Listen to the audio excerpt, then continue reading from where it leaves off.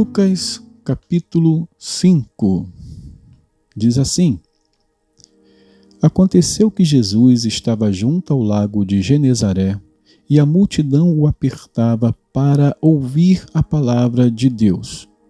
Então ele viu 2 barcos junto à praia do lago. Os pescadores tinham desembarcado e estavam lavando as redes. Entrando num dos barcos, que era o de Simão, Jesus pediu-lhe que o afastasse um pouco da praia e, assentando-se, do barco ensinava as multidões. Quando acabou de falar, Jesus disse a Simão: Leve o barco para o lugar mais fundo do lago e então lancem as redes de vocês para pescar. Em resposta, Simão disse: Mestre, havendo trabalhado toda a noite, nada apanhamos, mas sob esta sua palavra lançarei as redes. Fazendo isso, apanharam grande quantidade de peixes, e as redes deles começaram a se romper. Então fizeram sinais aos companheiros do outro barco para que fossem ajudá-los. E foram e encheram ambos os barcos a ponto de quase afundarem. Vendo isto, Simão Pedro prostrou-se aos pés de Jesus, dizendo: Senhor, afaste-se de mim, porque sou pecador.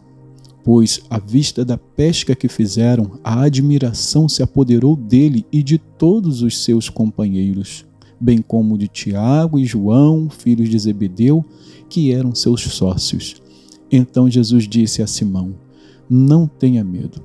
De agora em diante, você será pescador de gente. E, arrastando eles os barcos para a praia, deixando tudo, o seguiram. Aconteceu que, estando Jesus numa das cidades, um homem coberto de lepra veio à sua presença. Quando ele viu Jesus, prostrou-se com o rosto em terra e pediu: Senhor, se quiser, pode purificar-me. E Jesus, estendendo a mão, tocou nele, dizendo: Quero, sim, fique limpo. E no mesmo instante, a lepra daquele homem desapareceu. Jesus ordenou-lhe que não contasse isso a ninguém e acrescentou: Mas vá, apresente-se ao sacerdote e ofereça pela purificação o sacrifício que Moisés ordenou para servir de testemunho ao povo.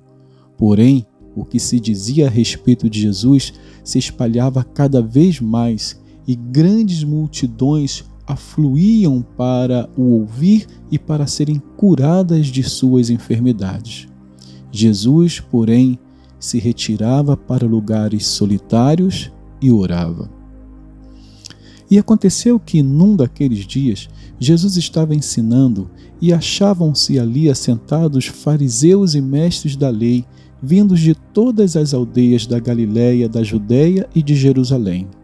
E o poder do Senhor estava com ele para curar. Vieram então alguns homens trazendo um paralítico deitado num leito. Eles procuravam levá-lo para dentro e colocá-lo diante de Jesus. E, não encontrando uma forma de fazer isso por causa da multidão, subiram ao telhado e, por entre as telhas, desceram o paralítico no seu leito, deixando-o no meio das pessoas diante de Jesus. Vendo-lhes a fé, Jesus disse ao paralítico: Homem, os seus pecados estão perdoados. E os escribas e fariseus começaram a pensar: Quem é este que diz blasfêmias? Quem pode perdoar pecados a não ser um, que é Deus? Jesus, porém, conhecendo os pensamentos deles, disse-lhes: O que vocês estão pensando em seu coração? O que é mais fácil? Dizer: Os seus pecados estão perdoados? Ou dizer: Levante-se e ande? Mas isto é para que vocês saibam que o Filho do Homem tem autoridade sobre a terra para perdoar pecados. E disse ao paralítico: Eu digo a você, levante-se, pegue o seu leito e vá para casa.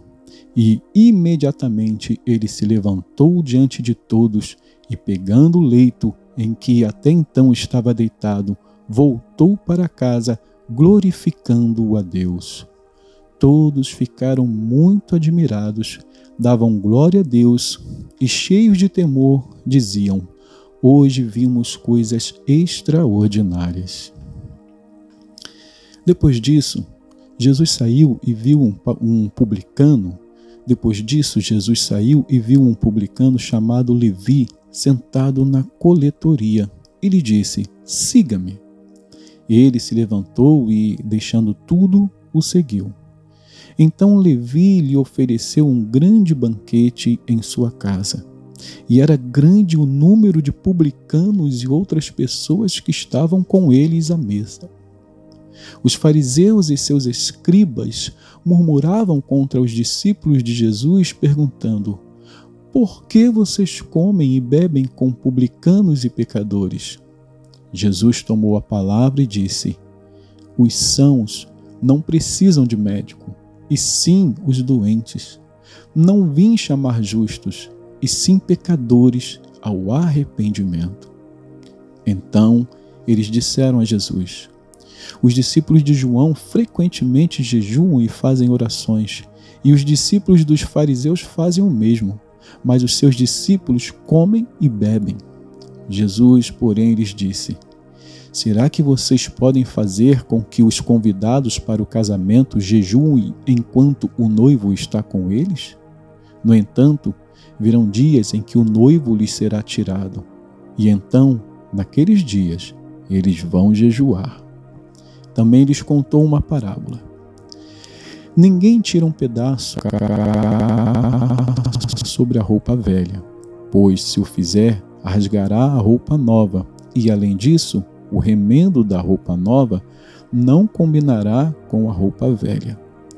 E ninguém põe vinho novo em odres velhos, porque, se fizer isso, o vinho novo romperá os odres, o vinho se derramará e os odres se estragarão. Pelo contrário, vinho novo deve ser posto em odres novos. E ninguém, tendo bebido o vinho velho, prefere o novo, porque diz: o velho é excelente. Vamos então a Gálatas. Gálatas, capítulo 5. Diz assim: para a liberdade foi que Cristo nos libertou. Por isso, permaneçam firmes e não se submetam de novo a jugo de escravidão. Eu, Paulo, lhes digo que, se vocês se deixarem circuncidar, Cristo não terá valor nenhum para vocês. De novo, testifico a todo homem que se deixa circuncidar que o mesmo está obrigado a guardar toda a lei. Vocês que procuram justificar-se pela lei estão separados de Cristo. Vocês caíram da graça de Deus. Porque nós, pelo Espírito, aguardamos a esperança da justiça que provém da fé. Porque em Cristo Jesus, nem a circuncisão, nem a incircuncisão tem valor algum, mas a fé que atua pelo amor. Vocês vinham correndo bem. Quem foi que os impediu de continuar a obedecer à verdade? Esta persuasão não vem daquele que os chamou.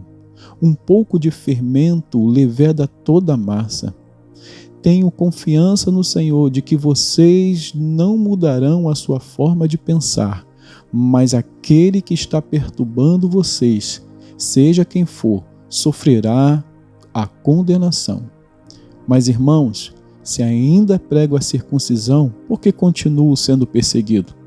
Nesse caso, estaria desfeito o escândalo da cruz. Quem dera, até se mutilassem aqueles que estão perturbando vocês. Porque vocês, irmãos, foram chamados à liberdade. Mas não usem a liberdade para dar ocasião à carne. Pelo contrário, sejam servos uns dos outros pelo amor. Porque toda lei se cumpre em um só preceito, a saber, ame o seu próximo como a você mesmo. Mas, Se vocês ficam mordendo e devorando uns aos outros, tenham cuidado para que não sejam mutuamente destruídos. Digo, porém, o seguinte: vivam no Espírito, e vocês jamais satisfarão os desejos da carne. Porque a carne luta contra o Espírito, e o Espírito luta contra a carne, porque são opostos entre si, para que vocês não façam o que querem. Mas, se são guiados pelo Espírito, vocês não estão debaixo da lei. Ora, as obras da carne são conhecidas e são imoralidade sexual, impureza, libertinagem, idolatria, feitiçarias, inimizades, rixas, ciúmes, iras, discórdias, divisões, facções, invejas, bebedeiras, orgias e coisas semelhantes a estas. Declaro a vocês, como antes já os preveni, que os que praticam tais coisas não herdarão o reino de Deus. Mas o fruto do Espírito é amor, alegria, paz, longanimidade, benignidade, bondade, fidelidade, mansidão, domínio próprio. Contra estas coisas não há lei. E os que são de Cristo Jesus crucificaram a carne com as suas paixões e os seus desejos. Se vivemos no Espírito, andemos também no Espírito. Não nos deixemos possuir de vanglória, provocando uns aos outros, tendo inveja uns dos outros. Capítulo 6. Irmãos, se alguém for surpreendido em alguma falta, vocês que são espirituais, restaurem essa pessoa com espírito de brandura, e que cada um tenha cuidado para que não seja também tentado. Levem as cargas uns dos outros e assim estarão cumprindo a lei de Cristo. Porque se alguém julga ser alguma coisa não sendo nada, engana a si mesmo. Mas que cada um examine o seu próprio modo de agir e, então, terá motivo de gloriar-se unicamente em si e não em outro, porque cada um levará o seu próprio fardo. Mas aquele que está sendo instruído na palavra, compartilhe todas as coisas boas com aquele que o instrui.